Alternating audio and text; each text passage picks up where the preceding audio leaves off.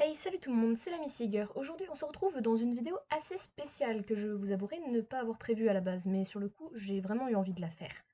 Ne faisons pas plus de mystère, de toute façon, vous l'avez vu dans le titre, on se retrouve pour une vidéo review sur le premier épisode de Yakusoku no Neverland ou The Promised Neverland. C'est parti!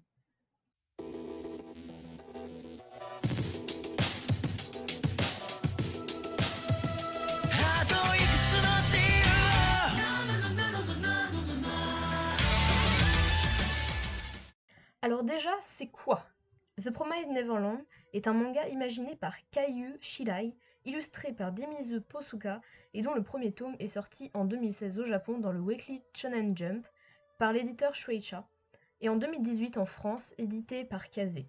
Toujours en cours de parution, il compte actuellement 12 tomes en version originale et 5 en version française. Il est adapté en animé par le studio Cloverworks et diffusé sur Wakanim depuis le 9 janvier 2019.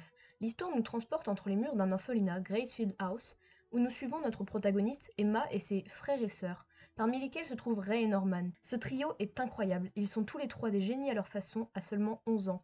Dans cet orphelinat, les enfants vivent très heureux, mangent à leur faim, etc.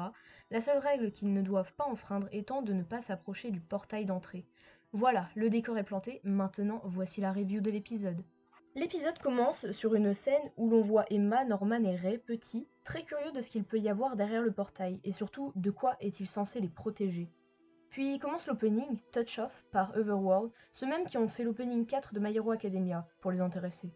Les avis sont très relatifs, mais personnellement j'ai beaucoup aimé cet opening, même si j'aurais peut-être imaginé une autre musique que celle-ci.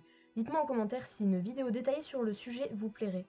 L'opening fini, on commence vraiment l'épisode. Emma réveille ses frères et sœurs, les aide à s'habiller pour aller déjeuner. Dans la salle à manger, on voit Maman, la gardienne de l'orphelinat que tous les enfants adorent, puis tout le monde commence à manger. Ensuite, on retrouve tous les enfants dans une salle sombre, en plein test, sur des tables à écran tactile visiblement. Sans surprise, Emma, Norman et Ray ont eu un sans faute avec un score de... Quoi 300 sur 300. Voilà, ils ont vraiment 11 ans. Donc, l'un des enfants dégoûté de sa défaite contre Norman le défie au jeu du loup. Mais pendant la partie, Norman a pu rattraper tout le monde, apparaissant de manière mystérieuse à chaque fois. Dernière en lice, Emma mène Norman grâce à sa vitesse et ses aptitudes physiques. Elle parvient à le semer et l'observe depuis le haut d'un arbre, mais Norman tombe en se prenant les pieds sur une pierre. C'était en fait une ruse pour appâter la jeune fille qui tombe dans le panneau et se fait attraper. Celui qui avait lancé le défi, toujours pas satisfait, lance de nouveau le défi à Norman, mais cette fois, c'est lui contre tous qui doit tenter de ne pas se faire attraper. Au final, Emma le retrouve près d'une barrière au fond de la forêt. S'ensuit une discussion avec Ray et d'autres enfants qu'ils ont rejoints sur la dangerosité de l'extérieur et sur ce qu'ils feraient une fois qu'ils seraient sortis de l'orphelinat. Tandis que la plupart veulent voir le monde et tout ce qu'ils ne connaissent pas, Emma, elle, souhaite rester avec ses frères et sœurs car elle est heureuse avec eux. Le soir venu, on apprend que la jeune Connie va être adoptée et s'en va. Après les adieux, Mama et Connie s'en vont vers le portail. Emma, qui devait nettoyer la salle à manger, se rend compte que Little Bernie, le doudou de Connie, est resté sur la table. Avec Norman, il décide donc de lui rapporter avant qu'elle ne soit partie. Il s'approche du grand portail, encore ouvert. Un camion y est garé. Il regarde un peu partout dans l'espoir de trouver Connie, mais personne ne semble se trouver ici. Par dépit, Emma décide de laisser Little Bernie à l'arrière de la camionnette. Mais elle est prise par une vision d'horreur. Elle recule, choquée, laissant tomber Little Bernie. Norman s'approche à son tour. Il reste pétrifié, horrifié. Connie se tient là, devant eux, morte. Tout à coup, des voix s'approchent du camion. Les deux enfants se cachent sous le véhicule. Des monstres sont à côté. Emma et Norman sont pétrifiés. Mama rejoint les monstres et commence à parler de la prochaine livraison. C'est là que les deux comprennent qu'ils ne sont pas dans un orphelinat, mais dans un élevage.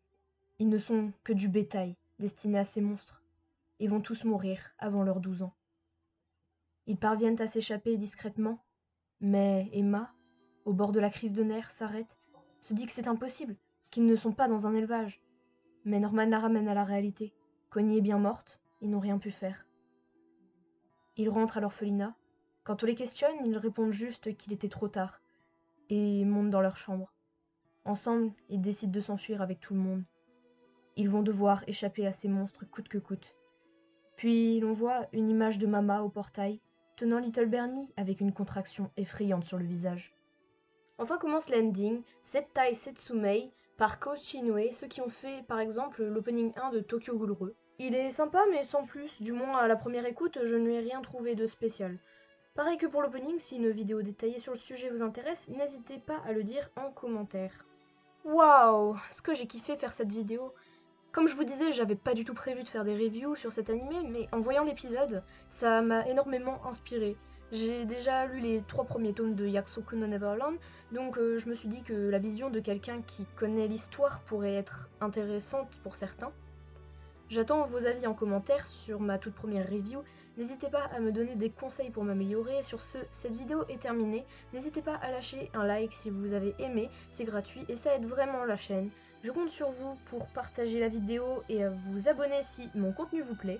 Aussi, activez la cloche pour recevoir les notifications pour les prochaines reviews. C'était la Miss Yeager. Ciao ciao tout le monde.